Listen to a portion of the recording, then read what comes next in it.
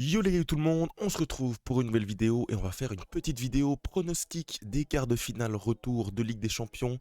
Et on va commencer par ce Borussia Dortmund FC Barcelone. Juste avant que cette vidéo commence, merci à tous ceux qui prendront 2 secondes pour s'abonner, pour liker, pour me donner votre pronostic en commentaire. Et on est tout de suite parti pour cette première rencontre.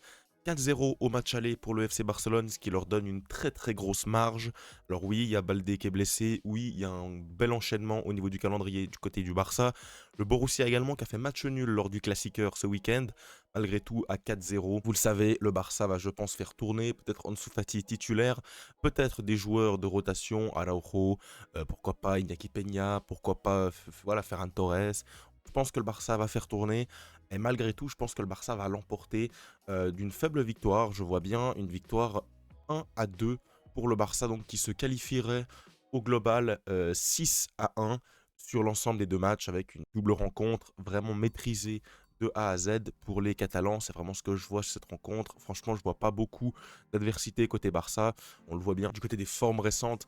Une meilleure forme pour le Barça avec un match nul, 2 défaites sur les 5 derniers matchs, alors que le Barça est sur 4 victoires sur les 5 derniers matchs, ce qui semble vraiment indiquer que le Barça est le grand favori de cette rencontre, encore une fois.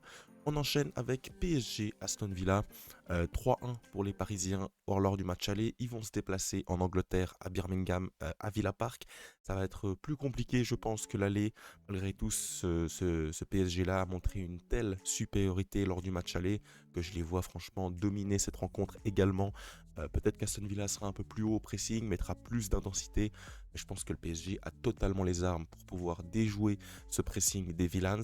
Et donc je les vois l'emporter, je vais dire le même score, 1 but à 2 pour les Parisiens qui se qualifieraient au global 5 buts à 2 dans une double confrontation également maîtrisée et dominée par l'équipe la plus forte des deux. Tout simplement, je vois le PSG plus fort que ce Aston Villa. En plus, le PSG n'a pas joué ce week-end, ils ont eu un match allégé. Donc voilà, il reste sur quelques jours de repos en plus. Aston Villa qui a dû gagner à Southampton ce week-end. Forcément, les organismes seront frais. Il y a le retour de Marquinhos. Franchement, il y a tous les signaux qui sont au vert pour ce PSG. Je ne les vois pas faire un énorme faux pas et je ne les vois pas se faire remonter en Angleterre. En tout cas, ça c'est mon prono.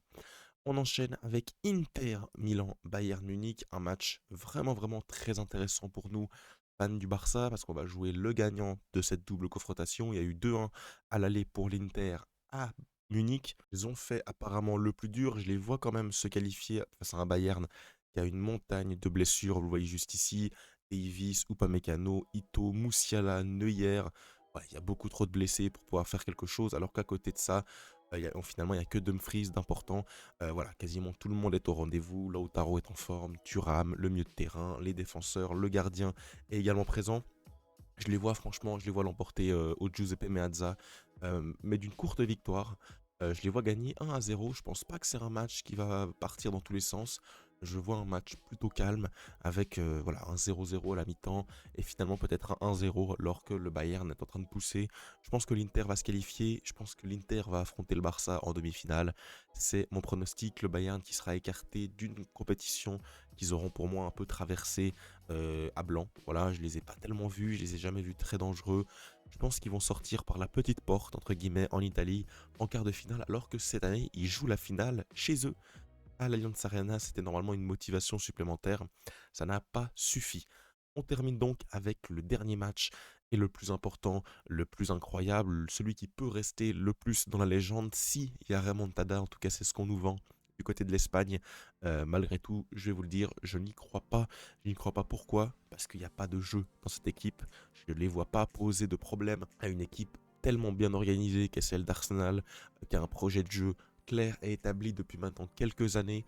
Franchement, je les vois supérieurs malgré une montagne de blessures et des joueurs importants. Hein. Ben White, Gabriel, Jesus, Kai Havertz, Calafiori, Tomiyasu, Partey, qui est incertain. Ouais, vraiment beaucoup de blessures du côté du Real. Finalement, voilà, à part cette défense ici et Kamavinga qui est suspendu, tout le monde sera là au milieu de terrain. Il n'y a pas trop d'absents. Il devrait avoir Chouameni de retour de suspension. Devant, tu devrais pouvoir aligner les 4. Donc voilà, au niveau des effectifs, tout le monde sera là du côté du Real, à part cette liste ici. Et franchement, je les vois quand même pas le faire. Je les vois peut-être emballer la rencontre, je les vois peut-être marquer le premier but, Mais je pense que Arsenal en contre va faire mal et je les vois également remporter ce match 2 buts à 1. Je ne vois pas du tout le scénario catastrophe pour Arsenal qui se ferait remonter 4-0, 3-2. Je pense pas. Je pense pas que cet Arsenal va craquer. Je pense que cet Arsenal est arrivé à un niveau de maturité très important pour pouvoir gérer ce type de rencontre à l'extérieur dans un contexte, quasiment le pire contexte d'Europe. Tu peux pas faire pire que le Santiago Bernabéu lors d'une phase finale en retour de Ligue des Champions. Franchement, c'est le pire stade où être pour un adversaire. Et je les vois se dépêtrer en gagnant, voilà, 2-1, 5-1 au final. Un Real Madrid qui sombre, un Real Madrid qui mérite de sombrer, on va se le dire, avec un plan de jeu aussi calamiteux. C'est pas possible de continuer l'aventure et ce serait voilà le juste retour des choses qu'une défaite. En plus, ils ont eu beaucoup de mal à se sortir de l'ogre Deportivo Alavés. Il a fallu voilà un frappe de loin de Eduardo Camavinga. Il y a eu également ce carton rouge désastreux de Mbappé. Bref, c'est pas du tout la période du Real Madrid en ce moment. Il traverse une petite crise de résultats, qu'une victoire sur les 4 derniers matchs. Est-ce qu'ils gagneront? C'est la question que je vous pose, les amis, dans les commentaires. N'hésitez pas à vous manifester, à me donner vos pronostics et on verra voilà, qui a eu raison ou non au terme de cette journée donc de phase retour de quart de finale de Ligue des Champions. Mercredi soir, on aura tous les résultats, on aura également les demi-finalistes. Ça sera très intéressant de pouvoir voir ce tableau qui va se remplir davantage avec, voilà, moi ce que je pronostique c'est donc Arsenal en demi-finale contre le Paris Saint-Germain et de ce côté le Barça tout simplement contre l'Inter. Ça risque de faire crack, ça risque d'être des demi-finales énormes niveau footballistique avec franchement des demi-finales pour l'instant qui penchent plutôt d'un côté. Hein. Le Dortmund pour moi n'a pas tellement de chance, le Real non plus, Aston Villa non plus. Peut-être que le match le plus serré finalement c'est cet Inter Bayern ici. Ce sera donc mercredi soir du côté de Milan et nous on se retrouve très rapidement pour débriefer ces rencontres dès demain pour Barça Dortmund. S'il se passe une dinguerie côté PSG, sûrement qu'on sortira le double débrief.